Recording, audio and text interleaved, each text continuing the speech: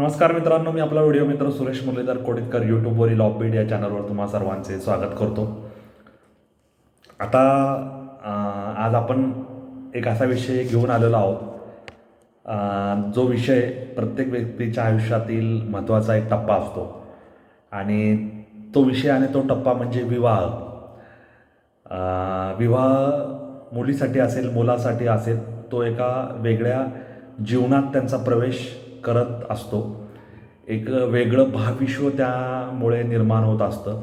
नवी नाती जुळली जातात आणि मुलींचं वैवाहिक आयुष्य त्यानंतर सुरू होतं. कारण लग्नाआधी मुलं मुली हे आपल्या आईवडील, बहीण भाऊ, आपले मित्रमैत्रिणी या एका वेगळ्या वर्तुळात वावरत असतात.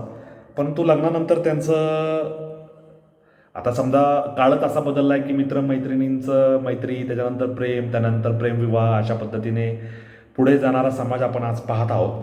परंतु पारंपरिक पद्धतीने विवाह करणारे सुद्धा मुलं मुली आजच्या जमान्यात आहेत आणि ते निश्चितच वधूवर सूचक मंडळामध्ये मॅट्रिमोनियल साईटवर नाव नोंदणी करून, भेटून गाठून, चर्चा करून आपला विवाह ठरवण्याचा प्रयत्न करत असतात. त्याच्यामध्ये एकमेकाच्या आवडी निवडी, स्वभाव, कार्यक्षेत्र समजून घेण्याचा प्रयत्न, त्याच्यानंतर घर, कर्ज, जेवण खाण, छंद, इतर गोष्टी ह्या सगळ्या पाहून मुलं मुली ठरवून पुढे जात असतात.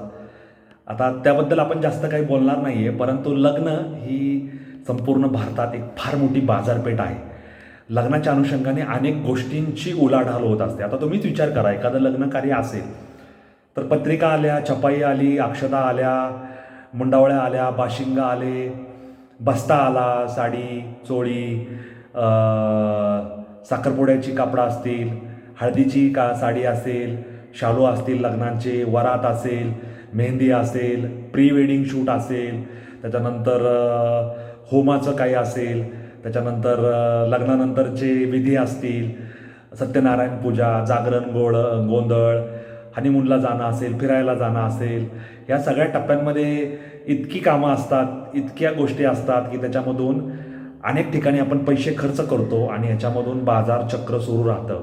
म्हणजे मी पत्रिकांपासून उल्लेख केला तर ते भटजींपर्यंत, जागरण गोंधळ करायला टीम बोलवली, वाघ्या मुरळी, त्यांना निमंत्रण देण्यापासून घेतलं तर पार इकडे आपल्या बस्त्याच्या खरेदीपर्यंत.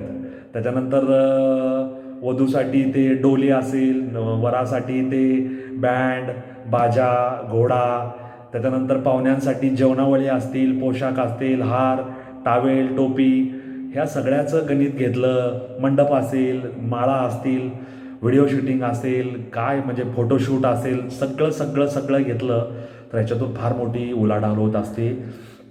आणि मला सांगायला आनंद होतोय की ह्या वर्षीचं जे प्रेडिक्शन आहे, जे अंदाज आहेत, म्हणजे 2023मध्ये असं सांगितलं जातं की साधारण नोव्हेंबर ते डिसेंबर या कालावधीमध्ये 2023चं बोलतोय मी, 32 लाख विवाह सोहळे झाले होते. आणि ह्या वर्षी 15 जानेवारी ते 15 जुलै ह्या दरम्यान 42 लाखाहून अधिक विवाह सोहळे आपल्या देशात झालेले आहेत. म्हणजे मी हे सांगत नाही आहे, हे कॉन्फेडरेशन ऑफ ऑल इंडिया ट्रेडर्सच्या सर्वेक्षणाचा अहवाला देऊन असं नमूद करण्यात आलेलं आहे. आणि आता नवरात्र सुरू होणार आहे. नवरात्रीनंतर अश्विन अमावस्या म्हणजे दिवाळीचा दिवस, लक्ष्मीपूजन, आणि तुळशीचा विवाह झाला की लगीन सराईला सुरुवात होईल. तर यावर्षी म्हणजे हे सगळं नोव्हेंबरमध्ये पार पडणार आहे. नोव्हेंबर ते डिसेंबरच्या मध्यापर्यंत भारतात 35 लाख विवाह सोहळे होण्याचा अंदाज आहे. आणि ह्या सगळ्याच्या माध्यमातून उलाढाल किती कोटीची होणार आहे? 4.25 म्हणजे 4,25,000 कोटींची उलाढाल ह्या कालावधीत होणार आहे. आणि असं कोण म्हणतंय तर आर्थिक सेवा क्षेत्रातील PL कॅपिटल, प्रभुदास लीलाधर कंपनीच्या बँड बाजा बारात आणि मार्केट्स या अहवालात ही माहिती देण्यात आलेली आहे.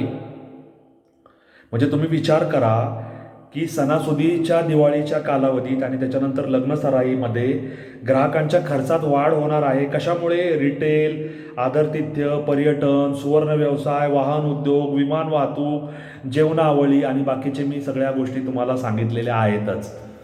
म्हणजे भारतीय सण समारंभ असेल, विवाह सोहळा असेल, या माध्यमातून चलनवलनाचं, बाजारपेठेचं जे चक्र अव्याहत सुरू राहतं, त्यामुळे लाखो लाखो हातांना रोजगार मिळतात, लाखो लोकांना पोटापाण्याचं साधन मिळतं, लाखो लोकांच्या चटणी भाकरीची सोय होते आणि आपला देश अर्थव्यवस्थेत प्रगती करत राहतो, अर्थव्यवस्थेला चालना मिळते आणि या सगळ्यांच्या माध्यमातून विविध कंपन्यांची उलाढाल होते, शेअर मार्केट वर जातं, ग्रामीण भागातील जे उत्पादन आहे त्या उत्पादनांना मागणी वाढते आणि त्यामुळे शेतकऱ्याच्या हातातही दोन पैसे जास्तीचे जाऊन मिळतात, वाढतात, महसूल वाढ होते, महसूल प्राप्ती होते, देशाचं चलनवलन वाढत राहतं. अशा पद्धतीचं हे चक्र आहे आणि ह्या चक्राच्या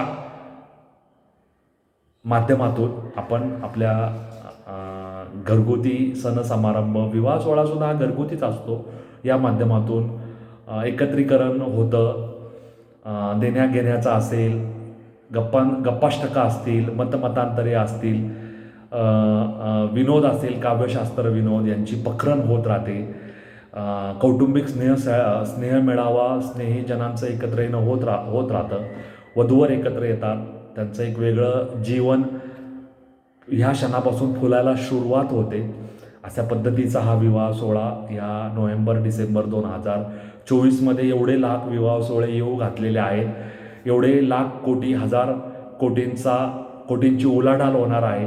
तो अपबीटचा विषय आहे, म्हणून मी हा विषय तुमच्या पुढे घेऊन आलो. तुम्हाला हा विषय कसा वाटला मला जरूर कळवा.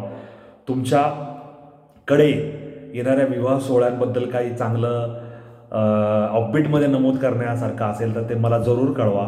तुम्ही मांडा, आपण त्या ऑफबीटमध्ये सादर करू आणि तुमच्या मतमतांतरांची मी वाट पाहतोय. आपला ऑफबीट चॅनल जास्तीत जास्त शेअर, लाईक, सबस्क्राईब करायला विसरू नका.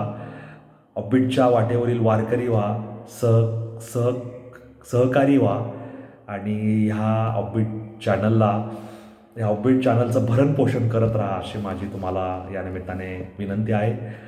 आपल्या व्हिडिओ मित्र सुरेश मुरलीधर कोडितकरला रजा द्या. धन्यवाद. जय हिंद, जय महाराष्ट्र, वंदे मातरम, जय श्रीराम.